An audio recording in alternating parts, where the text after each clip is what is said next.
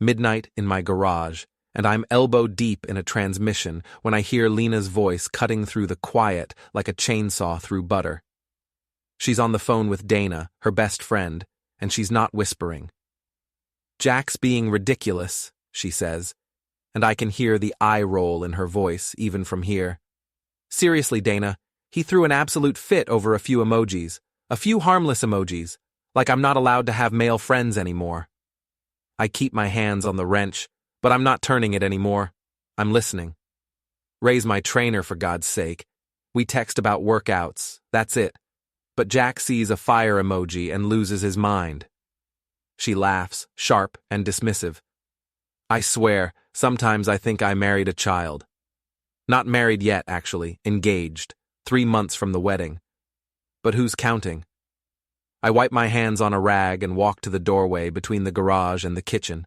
Lena's standing by the island, her back to me, phone pressed to her ear. She's wearing her gym clothes, those expensive leggings that cost more than my work boots, the ones she bought specifically because Ray told her they'd optimize her form. "Anyway," she continues, "I told him if he can't handle me having a life outside of this relationship, maybe we need to rethink things. I mean, wow, so jealous over a few emojis?" That's when she turns and sees me. Her eyes widen for just a second, then narrow. "I gotta go," she says into the phone, then hangs up without waiting for Dana's response. "How long have you been standing there?" she asks. "Long enough," I say. "Fire emojis, huh? That's what we're calling it?" She rolls her eyes, actually rolls them like I'm the problem here. "Oh my God, Jack, not this again." "Not what again? The fact that your trainer sends you heart-eye emojis at 11 at night? The fact that you're texting him more than you text me?" "He's my friend!" Her voice rises, defensive and sharp. "I'm allowed to have friends." "Friends don't send thinking about you texts at midnight, Lena. You're being paranoid." She crosses her arms, and I can see the wall going up between us, brick by brick. "This is exactly why I can't talk to you about anything. You twist everything into some conspiracy theory." I want to argue. I want to show her the screenshots I've already taken, the ones that show a hell of a lot more than just workout advice. But something stops me. Maybe it's the way she's looking at me, like I'm the villain in this story. Maybe it's the cold calculation in her eyes, the way she's already preparing her defense. Or maybe it's because I'm realizing something important. If I'm going to play this game, I need to be smarter than her. "You're right," I say, and I watch her face shift from defensive to surprised. "I'm sorry, I've been stressed with work, and I took it out on you. That wasn't fair." She blinks. "Oh, well, yeah, it wasn't." "I trust you," I lie. "And I trust Ray. He seems like a good guy." The relief on her face is almost comical. "He is. You'd really like him if you gave him a chance. Maybe I should meet him sometime. Come to one of your sessions." "Maybe," she says. But her tone suggests that's never going to happen. "I'm going to bed. Don't stay up too late." She kisses my cheek, a perfunctory gesture, the kind you give a roommate, and heads upstairs. I wait until I hear the bedroom door close, then I walk back into the garage and pull out my phone. I've got work to do. The next morning, while Lena's in the shower, I do something I swore I'd never do. I unlock her iPad. She uses the same password for everything, our anniversary date, which would be touching if it weren't so stupid. And I start reading, not jealous, just taking notes. The messages between Lena and Ray go back 6 months. 6 months of escalating flirtation, of inside jokes and late-night conversations. 6 months of "can't wait to see you tomorrow" and "you looked amazing today," and eventually, I can't stop thinking about last night. Last night? Which night? How many nights?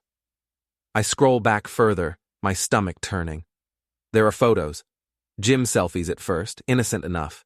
Then photos from other places. A restaurant I've never been to. A hotel bar. A room with a view I don't recognize. My hands are shaking. I take screenshots of everything, sending them to my email, to a cloud drive, to every backup location I can think of. Evidence. I'm collecting evidence. There's a noise from upstairs, the shower turning off. I close the iPad, set it back exactly where I found it, and head to the kitchen to make coffee like nothing's wrong. When Lena comes down, she's all smiles. "What are you doing today?" she asks, pouring herself a cup. "Working on the Henderson car," I say. "You?" "Training session at 10, then lunch with Dana. Then I might stop by the bridal shop to look at alterations." "Sounds nice," I say, and I mean it. It sounds very nice. It gives me plenty of time. She kisses me goodbye, on the lips this time, which almost makes it worse, and leaves. I watch her car pull out of the driveway, then I grab my keys and my phone. I know where Ray lives, I know where he works, and I know where he parks his car, not jealous, just taking notes, and maybe leaving a few of my own. Ray drives a BMW, black, sleek, expensive, the kind of car that screams, "I'm better than you," without saying a word. It's parked in the gym's lot when I drive by, right in the reserved spot near the front entrance. I don't stop. Not yet. Instead, I park down the street and wait. At 11:30, they come out together. Lena and Ray laughing about something, standing too close. He touches her arm, and she doesn't pull away. They talk for another 5 minutes, and then she gets in her car and leaves. He watches her go, a smile on his face that makes me want to put my fist through my windshield. But I don't, because I'm not jealous. I'm just taking notes. Ray goes back inside. I give it 10 minutes. Then I walk over to his car. There's no one around. Most people are inside, working out or pretending to. I pull out my keys, the ones with the sharp edge I use for scraping gaskets, and I drag them along the driver's side door. Long, deep scratches that'll cost a fortune to fix. Then I take out the note I prepared this morning, the one I printed on plain paper with no identifying marks, and I tuck it under his windshield wiper. Next time, bring your own towels. Cryptic enough to make him paranoid, specific enough to let him know someone's watching. I'm back in my truck and gone before anyone sees me. That night, Lena comes home late, nearly 9 o'clock when she said she'd be back by 6. "Sorry," she says, breezing past me. "Dana and I lost track of time." "No problem," I say. "How was lunch?" "Good, great actually.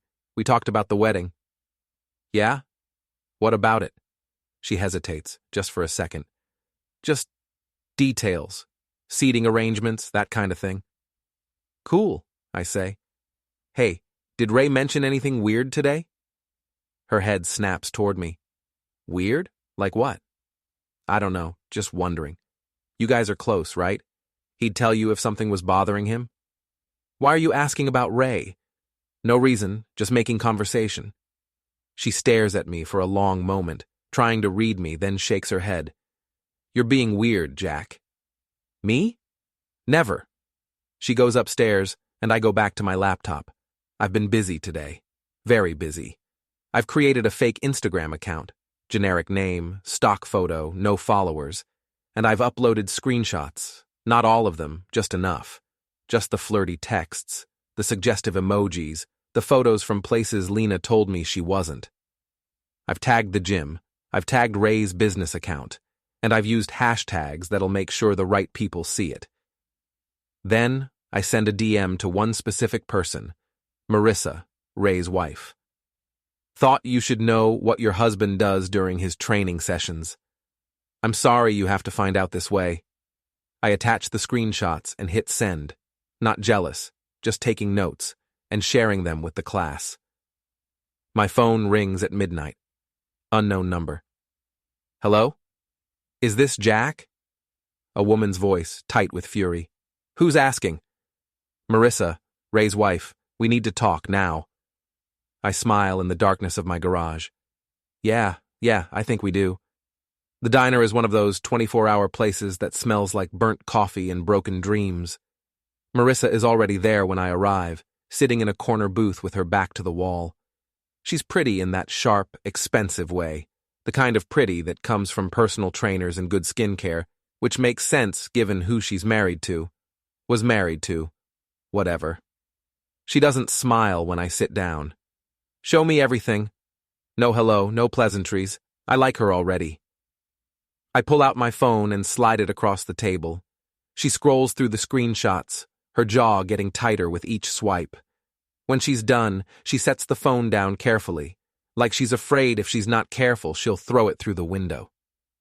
How long have you known? She asks. Couple days, you? I suspected for months, but Ray's good at lying.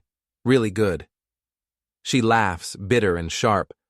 All those late nights at the gym, all those client emergencies, and I believed him. I actually believed him. Yeah, I say. I know the feeling. The waitress comes by. We both order coffee we won't drink. When she leaves, Marissa leans forward. What do you want to do about this? What do you mean? I mean, you didn't contact me just to share information. You want something. Revenge, maybe. Justice. Whatever you want to call it. Smart woman. Maybe I just thought you deserved to know. Bullshit. You want to hurt them. So do I.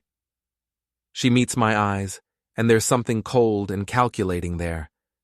So let's hurt them together. I should say no. I should tell her that revenge is a bad idea, that we should take the high road, be the bigger people.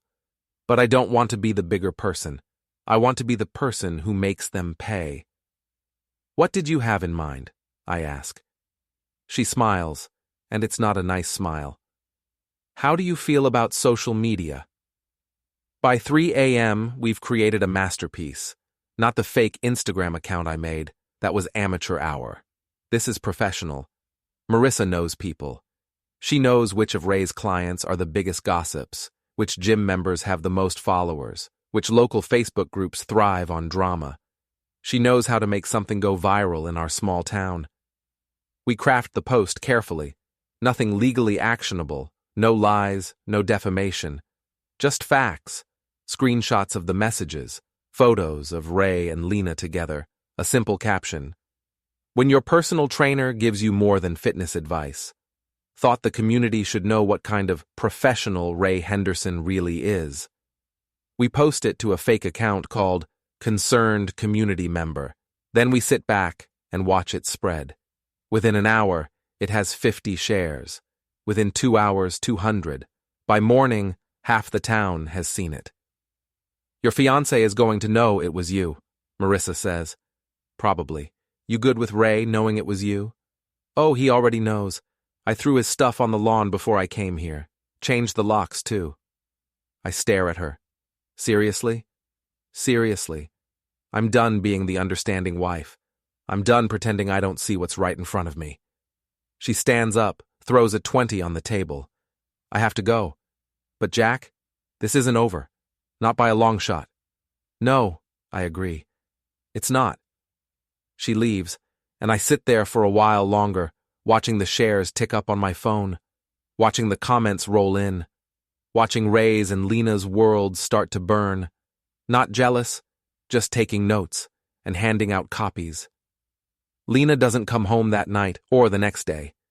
She sends a text around noon. Staying at Dana's. We need space.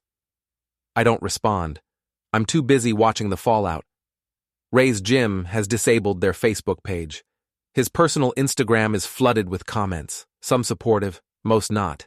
Someone's left a 1-star review on his business page. Great at training, even better at home wrecking. My phone rings. It's my sister, Jill. Jack, what the hell is going on? Dana just called me, screaming about how you're destroying Lena's life. Funny, I say. I thought Lena destroyed her own life. She says you're lying. She says those screenshots are fake. They're not fake, but if she wants to pretend they are, that's her choice. Jill sighs. Look, I'm not saying what she did was right. But this is scorched earth, Jack. You're burning everything down. Good. Maybe something better will grow in the ashes. That's not how it works. We'll see. She's quiet for a moment. Just be careful, okay? Don't do anything you can't take back. But that's the thing. I'm already past that point. I took it back the moment I decided to unlock Lena's iPad. Everything after that is just momentum. 3 days later, Lena's boss calls me. I don't know how he got my number, but I answer anyway. Jack, this is David Chen from Lena's office. I know who you are. Right. Listen, I need to ask you something, and I need you to be honest with me. These allegations about Lena and her trainer, are they true? I pause. This is a line I haven't crossed yet. Talking to her employer, potentially affecting her job. It's one thing to expose her to our social circle. It's another to mess with her livelihood. But then I remember her voice on the phone that night. I told him if he can't handle me having a life outside of this relationship, maybe we need to rethink things. They're true, I say. I have proof if you need it. He's quiet for a long moment. Send it to my email. And Jack, I'm sorry you're going through this. Yeah, me too. I hang up and send him the screenshots. All of them. Every flirty text, every secret meeting, every lie she told me while she was with Ray. Not jealous, just taking notes, and making sure everyone reads them. That night, Lena finally comes home. She doesn't knock. It's still her house, technically, even if she hasn't been living in it. She storms in like a hurricane, all fury and indignation. How could you? She screams. How could you do this to me? Do what? I'm sitting on the couch, beer in hand, watching a game I'm not really following. Tell the truth? You sent those screenshots to my boss, Jack. Do you have any idea what you've done? Yeah. I told him his employee is a liar and a cheater. Seemed like information he should have. She's shaking with rage. You're trying to ruin my life. No, Lena. I'm just showing people who you really are. There's a difference. This is insane. You're insane. Maybe. Or maybe I'm just done being the guy who pretends not to notice when his fiancée is sleeping with her trainer. That stops her. For just a second, the anger falters, and I see something else underneath. Guilt, maybe, or fear. I wasn't... She starts, but I cut her off. Don't lie to me anymore. I've read the messages, Lena. All of them. I know everything. She sits down hard on the chair across from me, and suddenly she looks small, defeated. It wasn't supposed to happen, she says quietly. It just did. How long? Does it matter? Yeah, it matters. She's quiet for a long time. 6 months. 6 months. Half a year of lies, of coming home and kissing me like nothing was wrong, of planning a wedding she knew was a sham. Get out, I say. Jack, get out of my house, now. She stands, and for a moment, I think she's going to argue, but she doesn't. She just walks to the door, pauses, and looks back. You're going to regret this, she says. No, I tell her. I really don't think I will. She leaves, and I sit there in the silence, finishing my beer and thinking about what comes next, because this isn't over, not even close. Dana shows up 2 days later. I'm in the garage working on a brake job when she walks in like she owns the place. She's dressed for confrontation. Power suit, heels that could be weapons, makeup applied like war paint. We need to talk, she announces. I don't look up from the brake caliper I'm cleaning. Do we? You're destroying Lena's life. Her boss is making her take a leave of absence. The wedding venue called. They've heard rumors and want to know if we're still planning to use their space. Her mother won't stop calling me, crying about the shame of it all. Sounds rough, I say, still not looking at her. This has to stop, Jack. Whatever vendetta you're on, it's gone too far. Now I do look up. Vendetta? Is that what we're calling it when someone tells the truth? You're not telling the truth. You're cherry-picking messages, taking things out of context, making Lena look like some kind of monster when she's not. Really? What context makes I can't stop thinking about last night with someone who isn't your fiancé okay? Dana's jaw tightens. Relationships are complicated. You wouldn't understand. No, I guess I wouldn't. I'm just a simple guy who thought when you agreed to marry someone you didn't sleep with other people. Crazy concept, I know. You're being cruel. I'm being honest. There's a difference. She steps closer, and there's something in her eyes I can't quite read. Anger, yes, but something else too. Something calculating. Lena made a mistake, Dana says. But she loves you. She wants to fix this. By blaming me? By telling everyone I'm the crazy, jealous one? You are being crazy and jealous. Wow, so jealous over a few emojis? There it is. The phrase that started all of this. And hearing it from Dana's mouth, I realize something. You knew, I say. You knew about Ray from the beginning. Dana's face doesn't change, but her silence is answer enough. You knew, and you encouraged it. Why? Why would you do that to your best friend's relationship? I didn't encourage anything. Lena made her own choices. But you didn't stop her. You helped her hide it. You gave her alibis. I set down my tools and stand up, wiping my hands on a rag. Why, Dana? What did I ever do to you? For a moment, I think she's going to tell me. There's something flickering in her expression, some old wound trying to surface, but then she locks it down. This conversation is over, she says. But hear me clearly, Jack. If you keep going after Lena, you're going to lose more than just her. Your friends, your reputation, everything. We'll make sure of it. My friends? I laugh. You mean Mike and Sarah? Tom and Jennifer? The ones who've been ducking my calls since your little smear campaign started. We didn't have to campaign. You did this to yourself. She turns to leave, but I call after her. Dana, one more thing. She pauses in the doorway. I'm not the one who should be worried about losing everything. She doesn't respond, just walks away. But I see her shoulders tense, and I know the message landed. That night, my old friend Frank calls. Frank's an ex-cop, retired early after a knee injury, now works private security. We go back to high school, and he's one of the few people who hasn't ghosted me since this whole thing started. Jack, you got a minute? For you? Always. I've been hearing things. About you and Lena. Yeah, I bet you have. People are saying you're harassing her, that you're stalking Ray, that you're having some kind of breakdown. And what do you think? He's quiet for a moment. I think you're not the kind of guy who loses his mind over nothing. So what's really going on? I tell him everything. The messages, the affair, the lies, the way Lena and Dana are spinning it, making me out to be the villain, the way my friends have abandoned me without even asking for my side. When I'm done, Frank whistles low. That's rough, man. But Jack, you gotta be careful. This kind of thing, it can spiral fast. You start down the revenge path, it's hard to stop. I know. Do you? Because from where I'm sitting, it sounds like you're about to do something stupid. Not stupid. Strategic. That's what everyone says right before they do something stupid. He pauses. Look, you want my advice? Document everything, get a lawyer, and let the system handle it. The system? I laugh. What's the system going to do, Frank?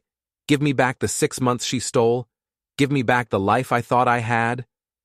No, but it'll keep you from ending up in a cell, which is where you're headed if you're not careful. I'm not going to do anything illegal. That's not what I'm worried about.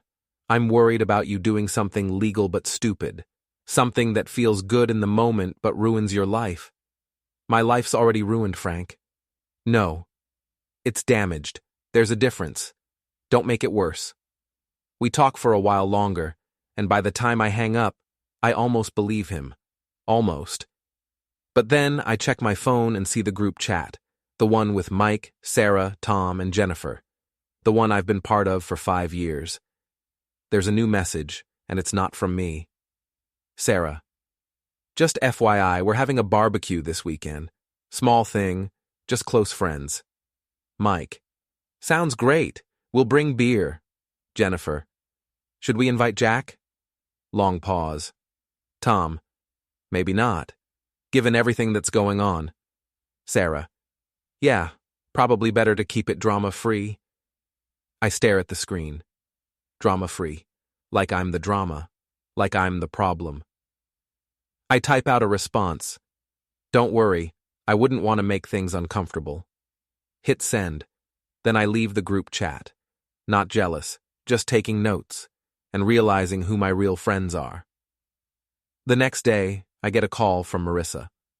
We need to meet. Something's happened. We meet at the same diner, same booth.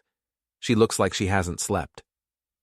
Ray's lawyer sent me a letter, she says. He's claiming I'm harassing him, that I'm spreading lies about him online, that I'm trying to destroy his business. Are you? Only with the truth, but apparently, the truth is harassment now. She pushes the letter across the table. He's threatening a restraining order and a defamation suit. I read it. It's all legal boilerplate, threats wrapped in fancy language, but the message is clear: back off or else. What are you going to do? I ask. I don't know. My lawyer says I should stop, that I'm opening myself up to liability. But Jack, if I stop now, he wins. He gets away with it. Yeah, I know the feeling. We sit in silence for a moment, both of us thinking about our respective cheaters, our respective losses. There's something else, Marissa says. Something I found out. About Dana. What about her? She and Ray, they were involved too. Before Lena. I stare at her. What? I found messages on an old phone of Ray's, from about a year ago, him and Dana meeting up, same kind of stuff he was doing with Lena. It only lasted a few months, but it happened. My mind is racing. Dana and Ray. Dana who encouraged Lena to keep seeing Ray. Dana who's been covering for her this whole time. Why would she push Lena toward a guy she was sleeping with? I ask. I don't know. Maybe she was over him and didn't care. Maybe she liked the idea of sharing. Or maybe... Marissa trails off. Maybe what? Maybe she wanted to hurt you. Specifically you. I think about Dana's face in my garage, the way she looked at me, the anger that seemed too personal, too deep. Why would she want to hurt me? That's what you need to find out. It takes me 2 days and a lot of digging through old files, but I finally figure it out. 4 years ago, I fired someone from my shop, a mechanic who was consistently late, consistently sloppy, and consistently high on the job. I gave him 3 warnings, then let him go. Standard stuff. His name was Eric, Dana's brother. Eric, who overdosed 6 months after I fired him. Eric, who Dana publicly blamed for his own passing, but apparently held me responsible for in private. I called Jill. Did you know Dana's brother used to work for me? Eric? Yeah, vaguely. Why? Did you know she blames me for his passing? Long pause. Jack, what are you talking about? I explain what I've figured out. The timeline, the connection, the revenge plot that's been years in the making. So she pushed Lena into an affair with Ray to get back at you for firing her brother? Jill sounds skeptical. I know how it sounds. But it fits. Everything fits. Jack, that's insane. People don't do that. Don't they? You ever read about those revenge plots that take years to execute? People are capable of a lot when they're hurt. Even if you're right, what are you going to do about it? Good question. What am I going to do? I'm going to make sure everyone knows the truth, I say. All of it. The plan comes together over the next week. Marissa and I, working in tandem, gathering evidence, phone records, social media posts, witness statements from people who saw Dana and Ray together a year ago. We build a case, not for court, but for the court of public opinion. And then we set the trap. I send a message to Lena, Dana, and Ray. We need to talk, all of us. No more hiding, no more lies. Meet me at the Lakeside House Saturday at 7. Come alone or don't come at all. But if you don't show, I'm taking everything I know to the police. It's a bluff, I don't have anything criminal on them. But they don't know that. The lakeside house is a property my uncle owns, a rental he lets me use sometimes. It's isolated, surrounded by trees, right on the water. This time of year, with the storm season starting, it's empty. Perfect for what I have in mind. Saturday comes. The sky is dark, threatening rain. I arrive early, setting up my phone on a tripod in the corner, hidden behind a lamp. It's streaming to a private YouTube link, one I've shared with Marissa, Frank, and Jill. Insurance, in case things go wrong. At 7 sharp, they arrive. Lena first, looking nervous. Then Ray, all swagger and fake confidence. Finally Dana, who walks in like she's attending a business meeting. "What's this about, Jack?" Lena asks. "Closure," I say. "And truth. Have a seat." They sit reluctantly on the old couch. I stand by the window, watching the storm roll in across the lake. "I know everything," I start. "About you and Ray, Lena. About you and Ray, Dana. About your brother Eric and why you really encouraged this affair." Dana's face goes pale. "I don't know what you're talking about." "Sure you don't. Eric worked for me 4 years ago. I fired him for being high on the job. He overdosed 6 months later, and you blame me. So you decided to destroy my life. You pushed Lena toward Ray, knowing it would ruin our relationship. You helped her hide the affair, gave her alibis, encouraged her to keep going. All to hurt me." "That's insane," Dana says, but her voice wavers. "Is it? Because I have messages, Dana, between you and Ray from a year ago. I have witnesses who saw you together. I have your own words, telling Lena that I deserved to suffer for what happened to Eric." Lena turns to Dana. "Is that true?" Dana doesn't answer. "Dana?" Lena's voice rises. "Is that true? Did you push me into this to hurt Jack?" "You made your own choices," Dana snaps. "I didn't force you to do anything." "But you encouraged it. You told me Jack was controlling, that I deserved to be happy, that Ray was good for me. Was any of that real? Or was it all just part of your revenge?" "Your revenge?" Ray speaks up for the first time. "What about me? Was I just a pawn in this?" Dana laughs, sharp and bitter. "Oh, please. You loved every second of it. Don't pretend you're some innocent victim." "I thought we had something." "We slept together, Ray, that's it. You were just a way to get what I needed." The room erupts. Lena and Ray are yelling at Dana. Dana's yelling back, and I'm just standing there, watching it all fall apart. Then I pull out my phone and hold it up. "Smile, you're live." They freeze. "What?" Lena whispers. "I've been streaming this whole conversation. To a private link, don't worry. But Marissa's watching. Frank's watching. My sister's watching. And if I decide to make it public, the whole town will be watching by morning." "You can't do that," Ray says. "That's illegal. Actually, in this state, only one party needs to consent to recording. And I consent. So everything you just said, it's documented.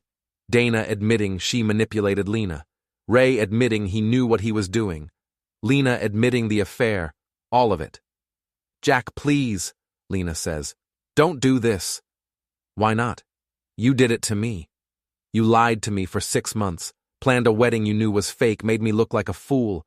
Why should I show you mercy?" "Because I loved you," she shouts. "I did love you, Jack. I made a mistake. A mistake is forgetting to buy milk. This was a choice. 6 months of choices." Thunder cracks outside and the lights flicker. The storm is here. "What do you want?" Dana asks. Her voice is cold, defeated. "What do you want from us?" "I want you to confess, publicly. I want you to tell everyone what you did and why. I want Lena to admit the affair. I want Ray to admit he knew she was engaged. And I want you, Dana, to admit you orchestrated this whole thing for revenge. And if we don't, then I make this video public. And I send all the evidence I have to your employers, your families, your friends. I burn your lives down the way you burned mine." Silence. Just the sound of rain starting to pound on the roof. "You've become a monster," Lena says quietly. No, I've become what I needed to be to survive you. They don't confess that night. Instead, they leave, one by one, walking out into the storm. I watch them go, then I stop the stream and call Marissa. Did you get all that? I ask. Every word. Jack, that was brutal. Yeah, it was. What now? Now we wait. And if they don't do what I asked, we release the video. And if they do, then maybe, just maybe, I can move on. But I know, even as I say it, that moving on isn't going to be that easy. The town's annual block party is the following weekend. It's a tradition going back decades. Everyone comes out, there's food and music, local businesses set up booths, and the mayor gives a speech. It's wholesome and community-oriented, and exactly the kind of place where a scandal can detonate like a bomb. I wasn't planning to go. But then, Marissa calls me on Friday night. Ray's gonna be there, she says. He's got a booth, free fitness consultations. Can you believe the nerve? After everything? After everything. And Dana's going to be there too. She's organizing the whole thing. She's on the community board. Of course she is. What about Lena? I ask. Haven't seen her name on the vendor list, but knowing her, she'll show up. She never could resist a social event. I think about it. I think about staying home, taking the high road, letting karma do its thing. But then I remember their faces in the lakeside house, the way they left without apologizing, without even acknowledging what they'd done. I'll be there, I say. The block party is exactly as I remember it. Crowded, loud, aggressively cheerful. I arrive around noon when it's in full swing, and I can feel people's eyes on me. The whispers, the pointing. I'm famous now, in the worst way possible. I spot Ray's booth first. He's wearing a tight tank top, flexing for a group of middle-aged women who are giggling like teenagers. His BMW, repaired now, no more scratches, is parked nearby, a rolling advertisement for his business. Then I see Dana. She's near the main stage, clipboard in hand, directing volunteers. She looks stressed, which gives me a small, petty satisfaction. And finally, I see Lena. She's with Sarah and Jennifer, my former friends, drinking wine and laughing at something. She looks happy, unbothered, like she hasn't just blown up multiple lives. Something in me snaps. I make my way to the main stage. There's a microphone there, currently unused. The mayor's speech isn't for another hour. I walk up to it, and before anyone can stop me, I tap it on. Testing, 1, 2. The feedback squeals. Everyone turns to look. Hi, I say. Sorry to interrupt. My name's Jack, for those who don't know. And I've got a story to tell. I see Dana moving toward me, but she's too far away. I see Ray standing up from his booth. I see Lena's face go white. 6 months ago, I continue, my fiancée started sleeping with her personal trainer. For 6 months she lied to me, came home and kissed me and planned our wedding, all while carrying on an affair. And when I found out, she told everyone I was crazy, jealous, that I was overreacting to a few emojis. The crowd is completely silent now. Even the music has stopped. But here's the thing nobody knew. My fiancé's best friend, Dana, the woman who organized this lovely event, she orchestrated the whole thing. See, I fired her brother 4 years ago for being high on the job. He overdosed 6 months later, and she blamed me. So she decided to destroy my life. She pushed my fiancé into an affair with a guy Dana herself had been sleeping with. She encouraged the lies, provided the alibis, and when I found out, she led the campaign to make me look like the villain. Dana has reached the stage now. Get down from there, she hisses. You're making a fool of yourself. Maybe, but at least I'm an honest fool. I look out at the crowd, at all the faces I've known for years. I've got proof of everything I'm saying, messages, photos, recordings, and I was going to keep it private, let them confess on their own. But they didn't. So now you all get to know the truth. I pull out my phone and hold it up. I'm going to send a link to everyone here. It's a video from last week, Dana admitting she manipulated my fiancé. Ray admitting he knew what he was doing. Lena admitting everything. Watch it or don't. Believe me or don't. But you'll have the evidence. I start sending the link to every local Facebook group, every community chat, every email list I can find. Within seconds, phones start buzzing all around the park. Ray pushes through the crowd. "You son of a bastard." "Yeah? What are you going to do about it?" He swings at me. I duck, and he stumbles, off balance. I don't hit him back. I just step aside and let him fall off the stage. He lands hard on his shoulder, and the crowd gasps. "Assault," I say calmly into the microphone. Everyone saw that. Self-defense if I do anything now. But I don't. I just stand there, watching him clutch his shoulder, watching Dana's face crumble, watching Lena cry. Security arrives. Volunteers, really. Just guys from the community. They escort me away from the stage, but not roughly. One of them, a guy I went to high school with, whispers, "Good for you, man." They walk me to the edge of the park and tell me I need to leave. I do, but not before I see the crowd, hundreds of people, all looking at their phones, all watching the video, all knowing the truth. The fallout is immediate and spectacular. By that evening, the video has been shared thousands of times. Local news picks it up. Cheating scandal rocks community block party.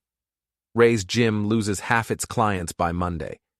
Dana resigns from the community board. Lena deletes all her social media. My phone rings constantly, some people calling to support me, some to condemn me for the public spectacle.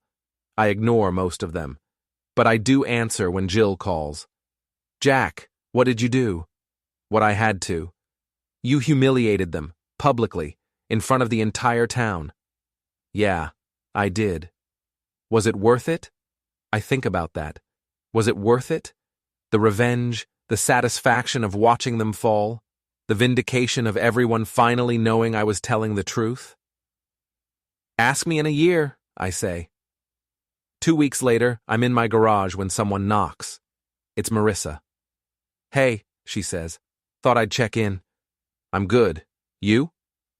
"Better. Divorce is almost final. Ray's moving to another state. Apparently he can't find work here anymore." "Good."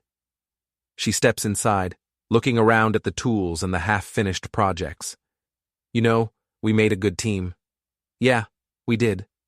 But Jack? I hope you're done now. I hope you can move on." "I am. I will." She doesn't look convinced, but she nods anyway. "Take care of yourself." "You too." She leaves, and I'm alone again. Just me and my tools and the quiet. I think about Lena sometimes, about Dana and Ray, about what they're doing now, where they are, whether they think about me. But mostly, I think about myself, about who I was before all this, and who I am now, not jealous, just taking notes. And I've filled up the notebook. 3 months after the block party, I run into Sarah at the grocery store. She sees me and freezes, like she's debating whether to say hello or pretend she didn't notice me. I make the choice for her. "Hey, Sarah." "Jack, hi." She shifts her grocery basket from one hand to the other. "How are you?" "Good. You?" "Good. Yeah, good." Awkward silence. "Look," she says finally, "I owe you an apology. We all do. Mike, Jennifer, Tom. We should have asked for your side of the story. We believed Lena and Dana, and that wasn't fair." "No, it wasn't. I'm sorry." I look at her, this person I considered a friend for 5 years, and I realize I don't feel angry anymore, just tired. "Thanks for saying that," I tell her, "but I don't think we can go back to how things were." "No, probably not." She hesitates. "For what it's worth, I watched the video. We all did, and we know the truth now." "Yeah, everyone does." She nods, gives me a sad smile, and walks away. I watch her go, then finish my shopping and head home. The wedding venue sends me a check, full refund of the deposit, plus a little extra for the inconvenience. I deposit it and use the money to buy new equipment for the shop. A lift I've been wanting, some diagnostic tools, a paint booth. I throw myself into work. 12-hour days, 6 days a week. It keeps me busy, keeps my mind occupied, keeps me from thinking too much about what I've lost and what I've become. Frank stops by one afternoon. You doing okay? Define okay. You know what I mean. You've been quiet. Haven't heard from you in weeks. I'm fine, just working. He looks around the shop at all the projects in various stages of completion. You can't work forever, Jack. Eventually, you're going to have to deal with what happened. I have dealt with it. Have you? Or have you just gotten revenge and called it even? I set down the wrench I'm holding. What do you want me to say, Frank? That I regret it? I don't. They destroyed my life and I made sure everyone knew it. That's justice. That's revenge. Justice would have been taking them to court, getting your money back, moving on. What you did was scorched earth. Maybe that's what I needed. He sighs. Maybe. But Jack, don't let this define you. Don't let what they did and what you did become your whole story. What else is there? Everything. The rest of your life. You're, 32? You've got decades ahead of you. Don't spend them bitter and alone because of what 3 terrible people did. He's right. I know he's right. But knowing it and feeling it are 2 different things. 6 months after the block party, I hear through the grapevine that Lena's moved to California. Fresh start, new job, new life. I wonder if she thinks about me, about us, about what we could have been. I wonder if she regrets it. Probably not. People like Lena don't do regret. They do justification, rationalization, blame shifting, but not regret. Dana's still in town, but she keeps a low profile. I see her sometimes, at the grocery store or the gas station, and we don't acknowledge each other. We're ghosts to each other now, haunting the same small town. Ray's gone, like Marissa said. Last I heard, he was in Florida, trying to rebuild his business. Good luck with that in the age of Google. As for me, I'm still here. Still working. Still living in the same house. Still driving the same truck. But I'm different, harder, more cynical. Less willing to trust, less willing to believe in happy endings. Not jealous anymore. Just tired. 1 year after everything started, I get a letter. No return address, postmarked from California. I know who it's from before I open it. Jack, it reads. I know I'm probably the last person you want to hear from, and I know I don't deserve your forgiveness, but I need to say this. I'm sorry. I'm sorry for what I did, for the lies, for the pain I caused. I was selfish and stupid and cruel, and you deserved better. You deserved honesty, and I didn't give it to you. I've spent the last year trying to understand why I did what I did, and the only answer I have is that I was broken in ways I didn't realize. That doesn't excuse it, but maybe it explains it. I hope you're doing okay. I hope you've found peace, and I hope someday you can forgive me, not for my sake but for yours, because carrying that anger around will destroy you, and you don't deserve that either. Take care of yourself. Lena. I read it twice, then I fold it up and put it in a drawer. Maybe someday I'll forgive her. Maybe someday I'll even believe her apology is genuine. But not today. Today, I've got work to do. Cars to fix, bills to pay, a life to rebuild. Not jealous, not angry, not bitter, just moving forward one day at a time. And that's enough.